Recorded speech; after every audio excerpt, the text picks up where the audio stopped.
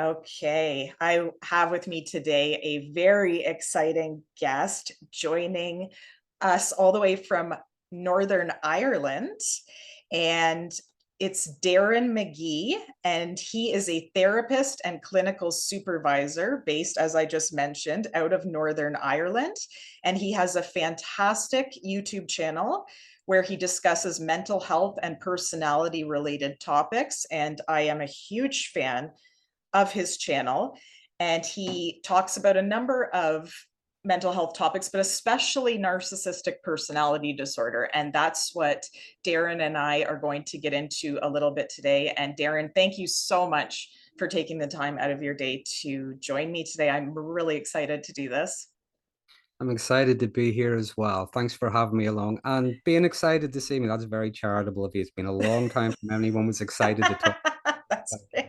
I have been very excited, very much looking forward to getting into these topics.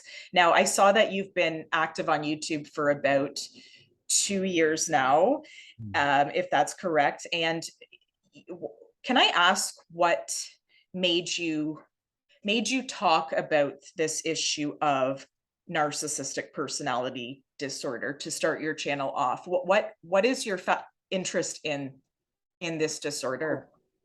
Originally, about 2 years ago, if you have to remember, the world kind of changed overnight, March 2020. We all went into lockdown. That's right. Previously, I would have written articles for my website or for other people's websites, did little things here and there. During the lockdown, I thought I would maybe try to give myself a kick in the imposter syndrome, shall we say, just to try something different. So I was originally just talking about, the impact the lockdown might have on anxiety, fear of succeeding, fear of success, that sort of thing. But I always left the channel open. I would say, if you have any ideas, anything you might like me to cover, I'll talk about it. And what I noticed is more and more. Now, people do ask about different things, but the majority of the questions I get are in and around narcissism, about different behaviors, different tactics. What does this mean? What's the reasoning behind it? So, again, I don't know if it's a global kind of thing, if it's just something people are more aware of or whatever, but that's kind of why it's went down that route. That's fascinating. That's around the same time I started my channel as well, because I had the same questions. And so we're just going to get into that because Darren, before I actually, as we were talking before recording, before I actually was consistently around people with personality disorders, I thought a narcissist was somebody who was just arrogant or rude or abrasive or sort of a larger than life personality. And when I read the DSM, the criteria for narcissistic personality disorder in there, it sort of lined up to that image that I had in my mind. But it certainly doesn't cover what covert narcissism can look like. And it Yeah. certainly doesn't cover how pervasive and all encompassing it actually is and how abusive it actually is. I mean, it's one thing to think you're great and you're awesome and you're powerful and all of these things, but it's quite another to translate that into the abuse that they Yeah. inflict on others. So can we talk about, Darren, what narcissistic personality disorder actually is? It's like any disorder. Now, narcissism is like anything else. It's like obsessive compulsive traits. It could be a little bit of histrionic. We all have different elements of certain things, and they might come out in different situations. Some people may be more pathological. It might be more ingrained, certain things like narcissism, for example. It might be subclinical, which means there wouldn't be enough there for an actual diagnosis, but it's still quite difficult and toxic for the people around them. In cases like that, it might actually be comorbid with something else. It might be comorbid with, say, histrionic personality or perhaps borderline personality. It could also be on what's they used to call it the dark triad. Nowadays, they're looking more at what they're calling the dark tetrad. Now, they are subclinical elements of psychopathy, which is really antisocial personality, or at least it comes under the umbrella term of that. Right. There is narcissism, There's Machiavellianism, which is the scheming, the plotting, the manipulation, and for me, and there's sadism. So when those four things come together, there might not actually be enough to meet the criteria for a personality disorder, but those things combined can be quite a difficult combination. A disorder in itself, I often think of as first of all, it's been there long term. It's perhaps really deeply ingrained. It's also pervasive. It's consistent. And I often think of a disorder as the impact it has on a person's day-to-day functioning. They're not necessarily able to function, do the things that people normally do with narcissism, for example, without a particular agenda. How's my ego being fed doing this? How do I look when I'm doing this? How do I come out of this as I do this? So it's the impact it has on day-to-day functioning, but it's also the impact it has not just on their relationship with other people, but their relationship with themselves as well. It's multi-layered. Okay, so if that is the case, then why, or perhaps I'm looking at this the wrong way. Why do they only seem to target certain people then? Or are they actually targeting everybody around them just in different ways depending on how often you are acting with them? Like say in a work situation where you're working with somebody 40 hours a week and it appears that they are targeting you and psychologically trying to break you down. Are they actually doing that with everybody else in the workplace but you're not seeing it? Or do they only target specific people? Because sometimes I have seen it where they're targeting people that they probably shouldn't, where there could be very severe consequences to their lives, and it doesn't logically make sense that they're targeting that person. I don't know if that made sense, but No, can you expand on that? the question does make sense because Okay. a lot of the questions I would get on my channel is this narcissistic? Is that narcissistic? Why would a person do this? And is it normal for whatever? It's like any other kind of personality. Sometimes people think of them as like a continuum. Right. I, I think of them more like a spectrum. Now, if you think of a spectrum, there are many different colors, there are many different shades, there's many different tones, and there's different intensities. Right. So never really a one size fits all answer. You might have somebody in the workplace. Now, this is I'm slightly over 30, so you probably guess I've worked in more than one place and I've seen different kinds of people. Oh yes, right. Sometimes you will get the person who will target who they think is the weakest in the room, who they think, by the way, is the weakest in the room. And the weakest does not have to mean that they are soft, they are a doormat, they just give in easily. It could be the junior person in the room, the one with the least responsibility or the least authority, or perhaps in my case, the shortest guy in the room. You know, I'm not a very tall guy. So Okay. you will get someone, and it's about dominance, okay? You will get someone who will react badly to authority. Doesn't matter what the manager suggests, there will always be an obstacle, there will always be a problem. And I think, speculating when I say this, I think that that might be more antisocial. It's just kicking against authority. The narcissism is maybe a component of that.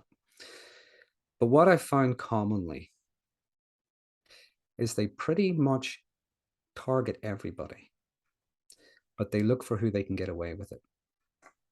It's where they can get away with it. Now, if someone asserts themselves, if someone is, I wouldn't say untouchable, but they're maybe Teflon, nothing sticks, they answer back, they maybe use the rules, the procedures to defend themselves. You know, they might go to human resources, they might go to their own manager, they might go to, the people who maybe cut them a bit of slack or laugh off the joke or whatever, Yeah.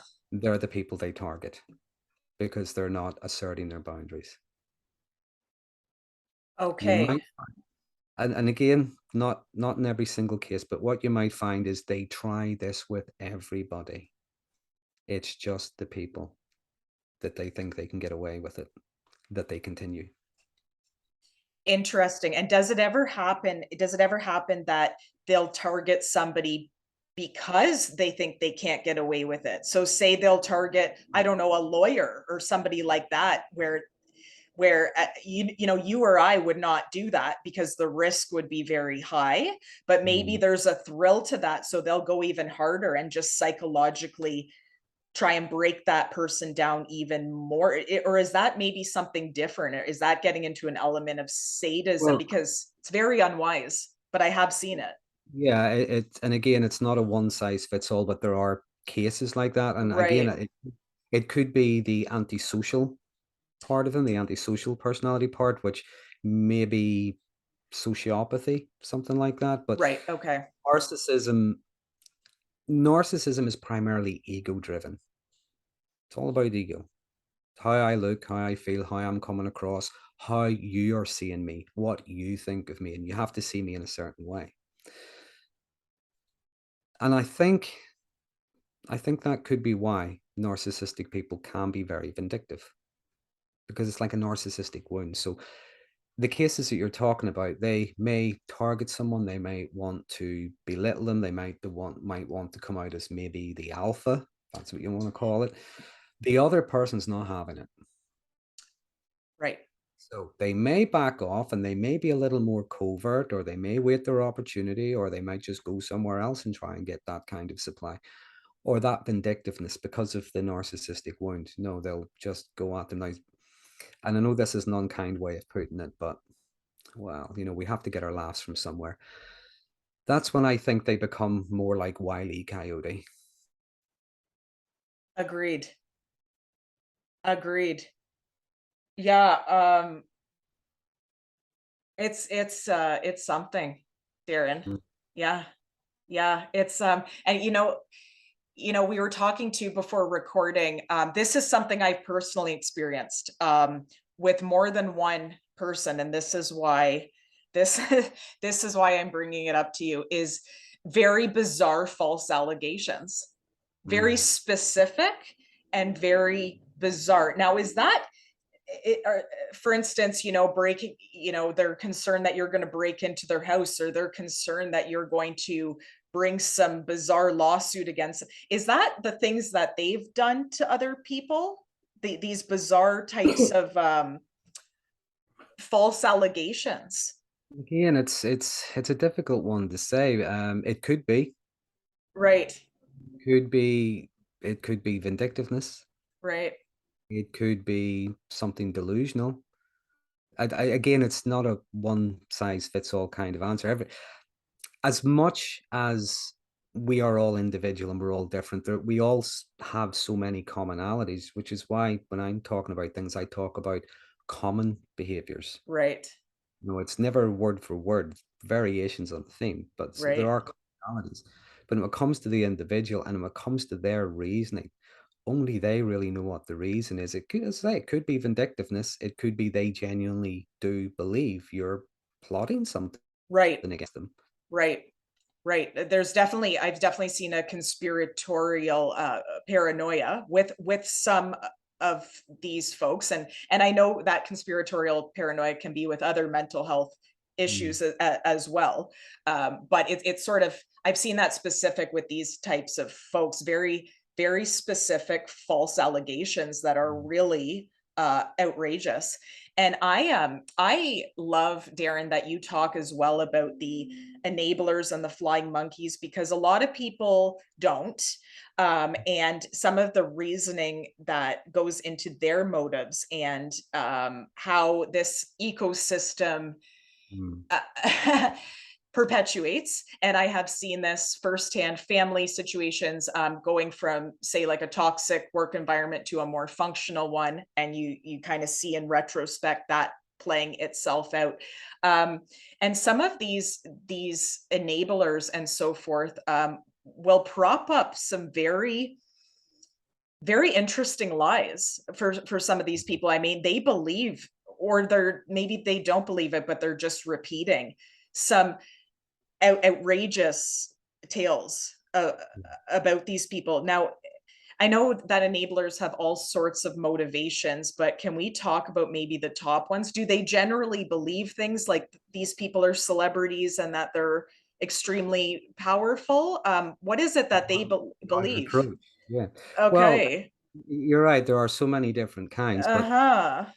There is, there are, first of all, what I would call maybe the frightened. Okay. They are afraid if they do not be seen to be colluding, that wrath might get turned on them. So that's more like a safety seeking behavior. Okay. There are those who may be in positions of responsibility, positions of power, and maybe they're pretty damn good at what they do. Mm-hmm. Mm-hmm. But you may have enablers there who will allow that behavior because they're getting what they want. They're meeting, for example, they're meeting all their sales targets, they're getting the work completed and so on. So they will enable it because of what they're getting. That's maybe another reason. Right. There are those who are just anything for a quiet life.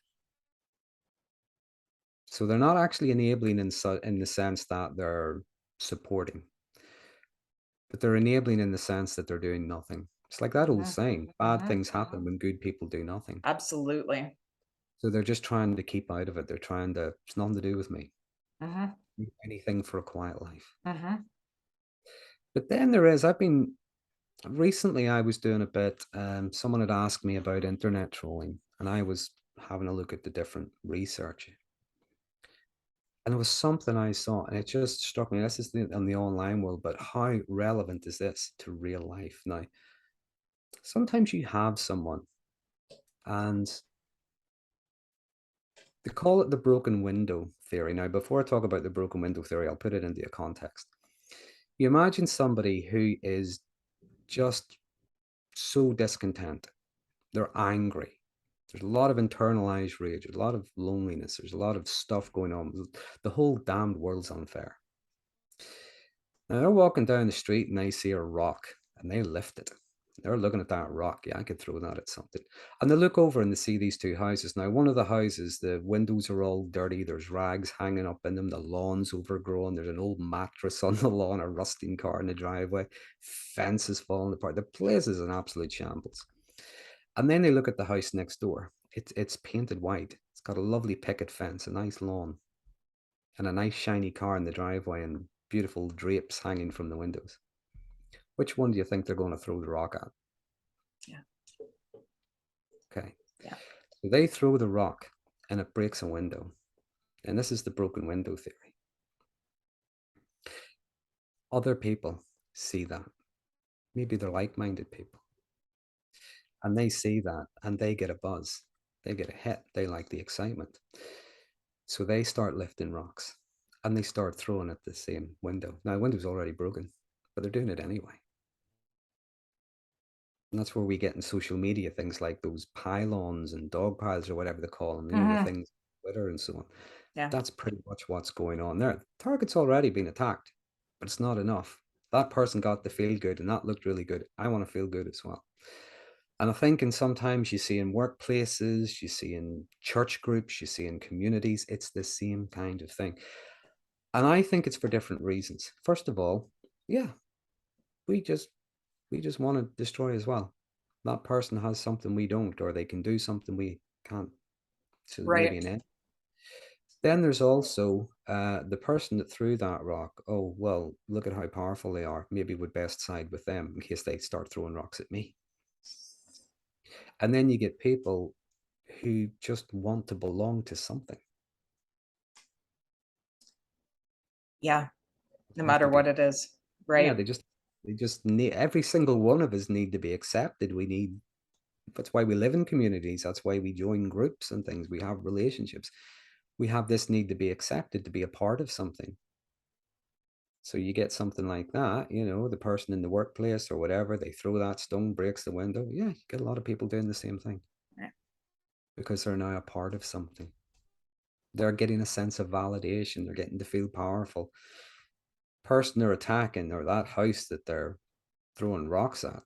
Yeah, it's got nothing to do with the fact that they worked hard and they look after their house and all that sort of thing. No, no, it must be because they're an oppressor of some kind. They've conned Mm-hmm. somebody.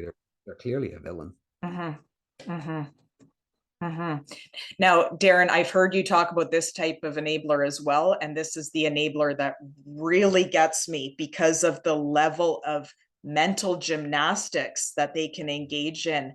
is the one that will try and not just support the narcissist, but force the narcissist delusion onto the victims, and then try and demand that the victim somehow feels sorry for the abuser. So, for instance, you're talking about the rock analogy. So, it may not be any of those examples, but it may be telling the person whose house just got destroyed, well, you need to feel sorry for the Yeah. people who threw the rocks because they had a tough childhood. And then you say, well, they lied about their childhood. Well, it must have been such a tough childhood that they would have to lie about their tough childhood, and the mental gymnastics that go into defending Yeah, and this there is behavior.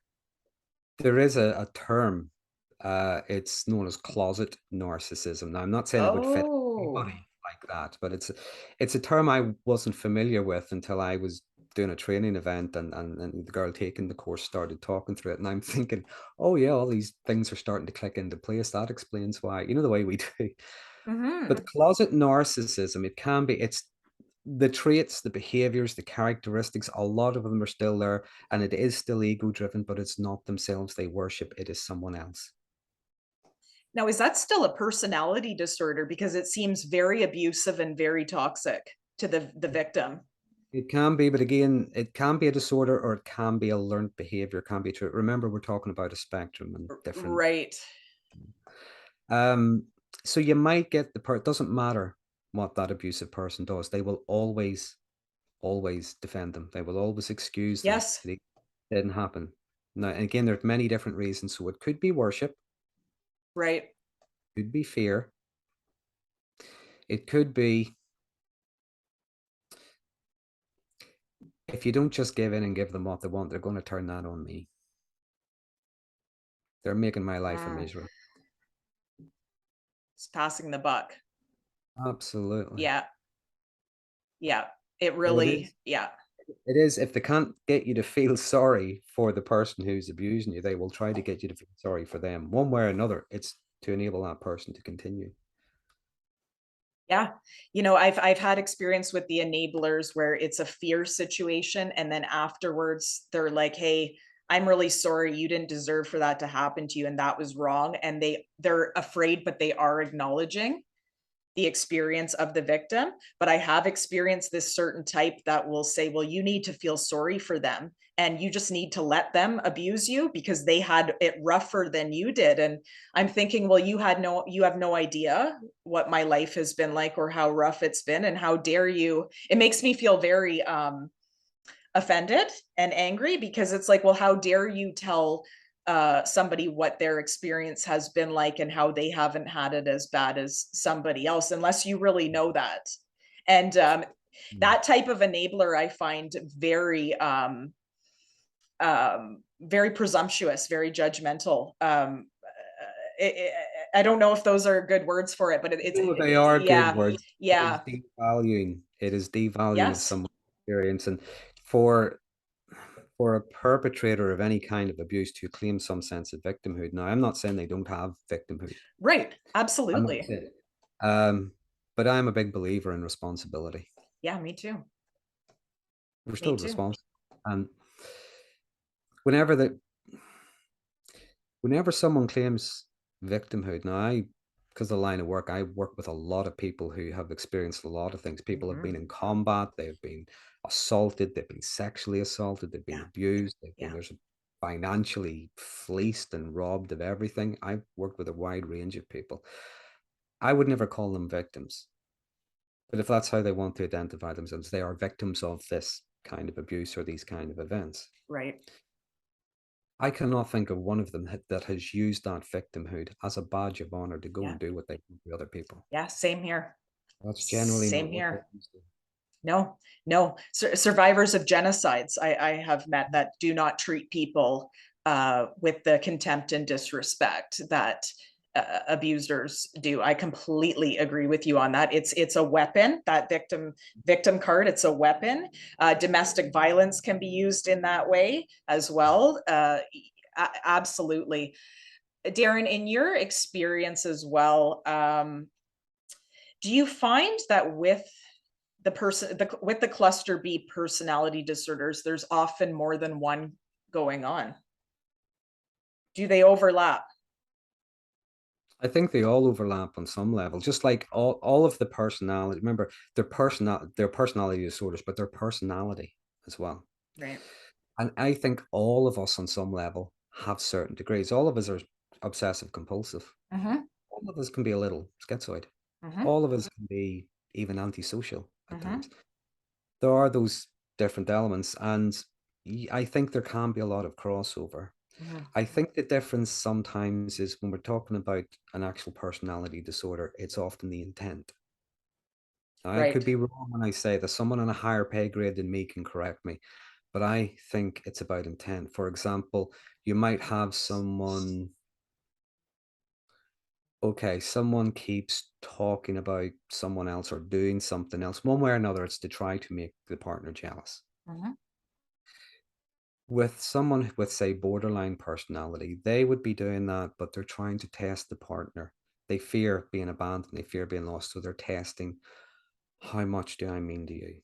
Do you fear losing me? There might be that element. Someone with narcissistic personality, there's different reasons why narcissistic people do it. It could be testing, but sometimes it's to punish. Maybe I'm not valuable enough to you. You don't appreciate me enough. Look, someone else can get my attention. Or you had a relationship where were quite healthy, and I don't like that. So I'm going to punish you by, flirting with other people. So, do you know what I mean? It's the same behavior, trying to create jealousy, but it's for different reasons. Someone with antisocial personality disorder, they might do it just because they can, just because they want to, just because they enjoy it, because they don't necessarily see the value in monogamy. Maybe they're entitled to see other people or whatever. Mhm. There are many different reasons. Histrionic personality, if you think they would be behaving the same way, but it's not necessarily about creating jealousy. It's Okay. wanting the attention. It's desperately needing the attention. It's feeling uncomfortable. If I'm not the center of your universe, I'm feeling very uncomfortable.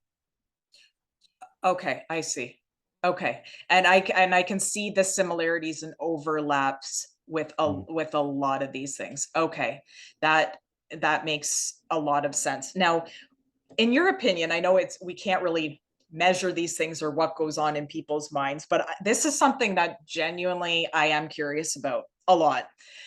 If I have it now, say I'm just high in narcissistic traits to the point that it's bothering me, and I would like to do something about that to maybe have more friends and have a better life. And I'm watching your channel and I'm saying, oh gosh, I recognize a lot of that in me, and I'm going to adapt some of those things. That's probably not a personality disorder. But now, if I've crossed that threshold and I'm watching your channel, do I know that I have a personality disorder? Like, if I'm watching you, do I know that I have a personality disorder and I'm going to watch you just to learn better tactics?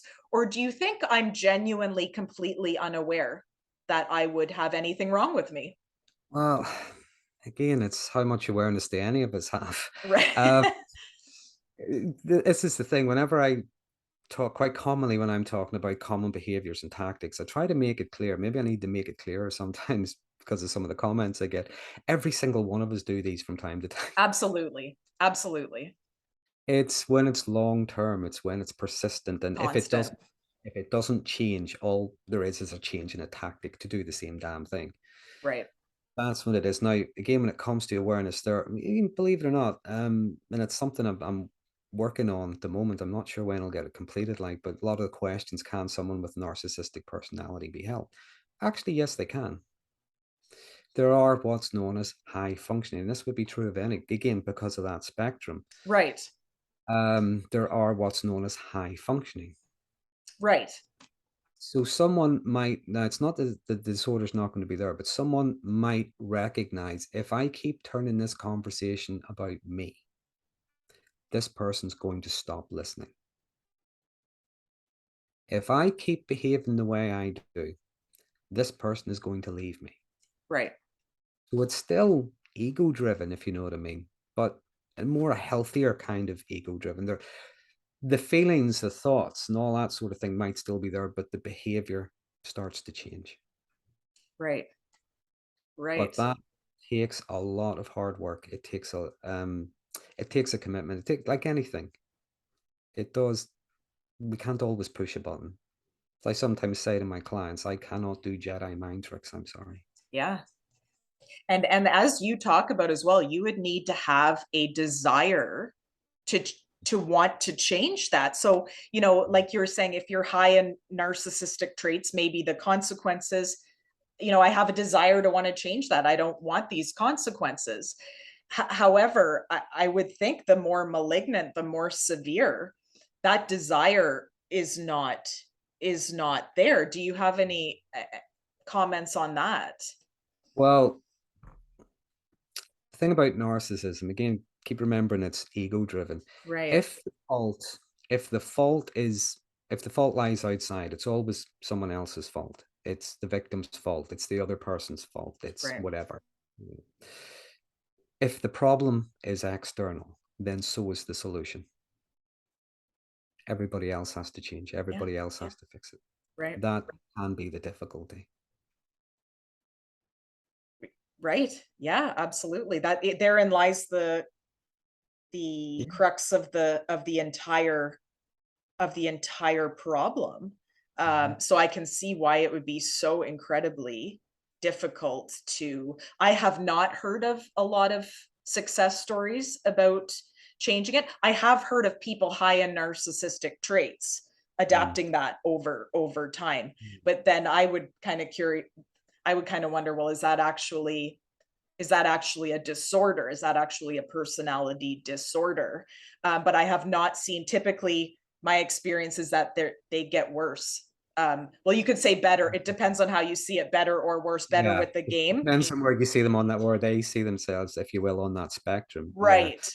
But there are people, as I say, it's not necessarily a disorder. In other words, it might be subclinical. Now, if you think of Okay, the top of my mind, I think there's 9 criteria. Okay. right, Somebody might meet all 9, but they only meet them all 9 once in a while. And that's not necessarily a disorder, but someone might meet 5 of them all day, every day, and twice on a Sunday. That is a disorder. okay, And just like I said earlier on about the maybe the dark triad or the dark tetrad, they're very strong traits. One area might be stronger than the others, but they're very strong traits.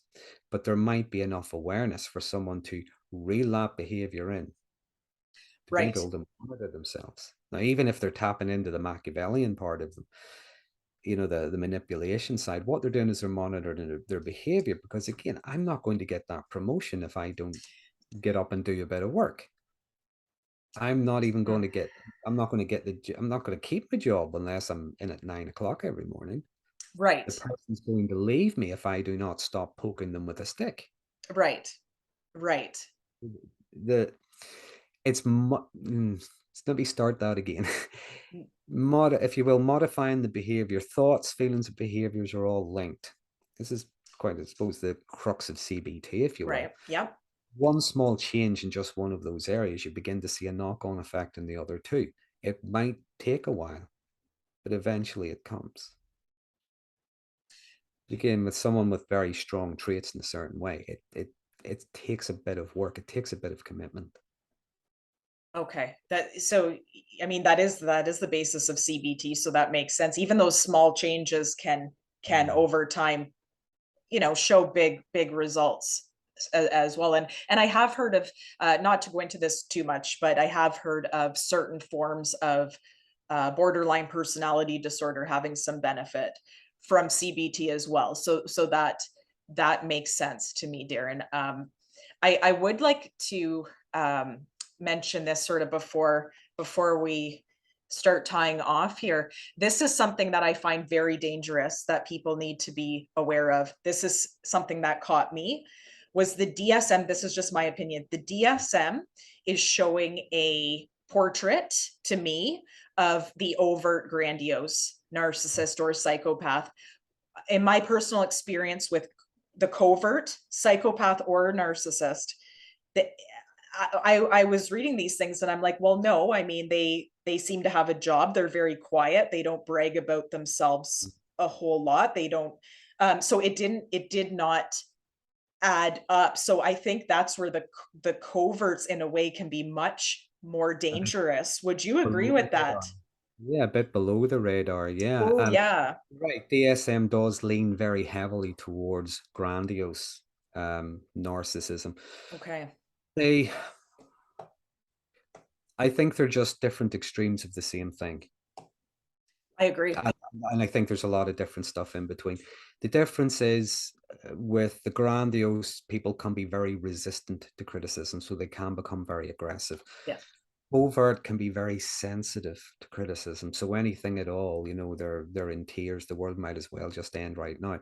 There's a lot of anger might be externalized with grandiose, where we often see the haughty behavior, the arrogance, and things like that.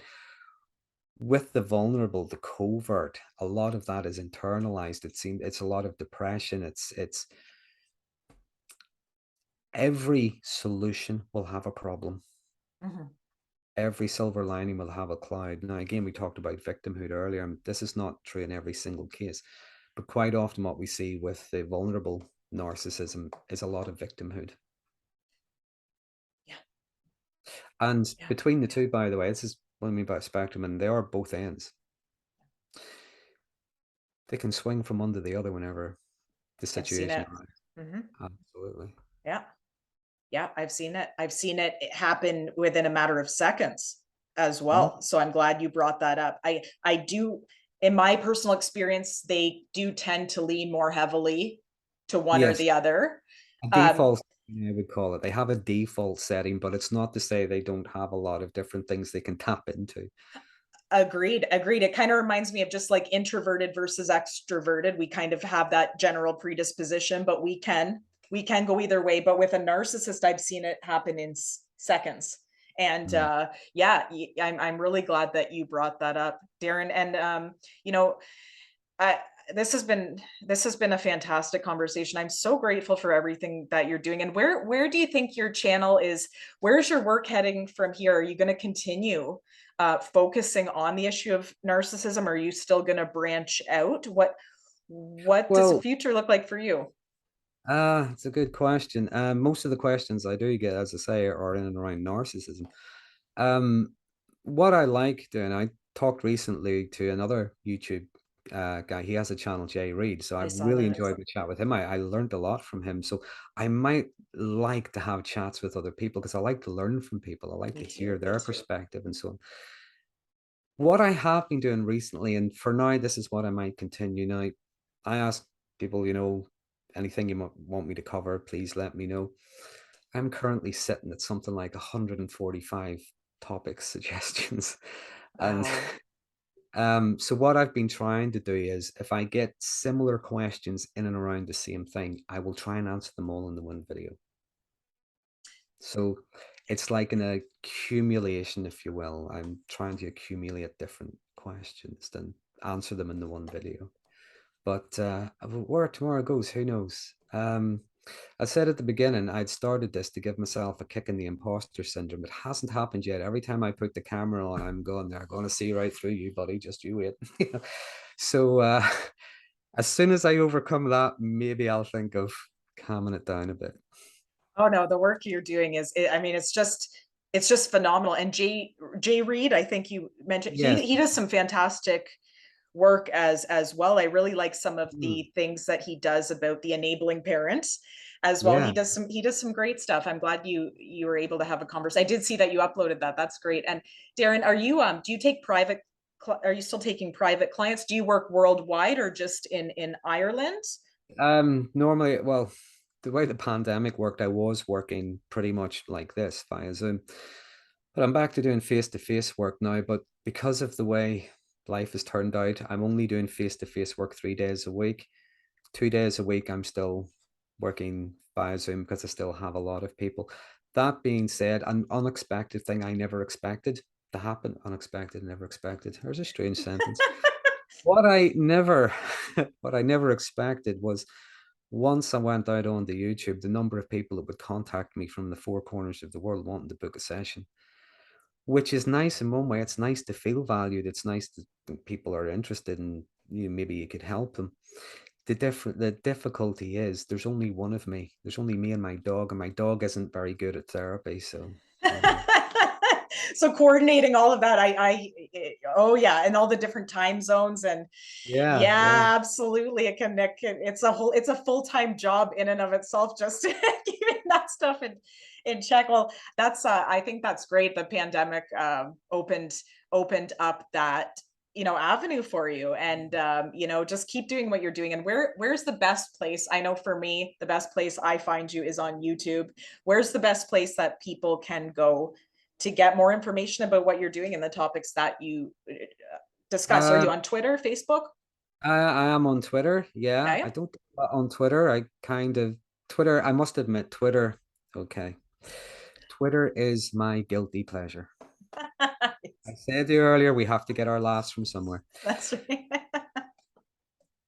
Twitter is something that I'm hoping within the next 5 to 10 years, a piece of research comes out about just Twitter in particular. I'm sure all kinds of social media are the same.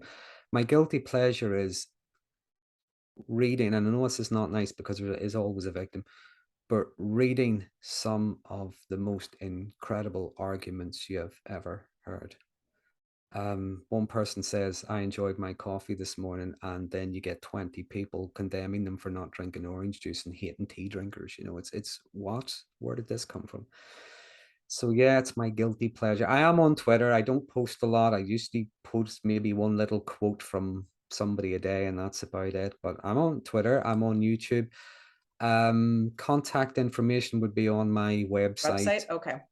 sentientcounseling.co.uk.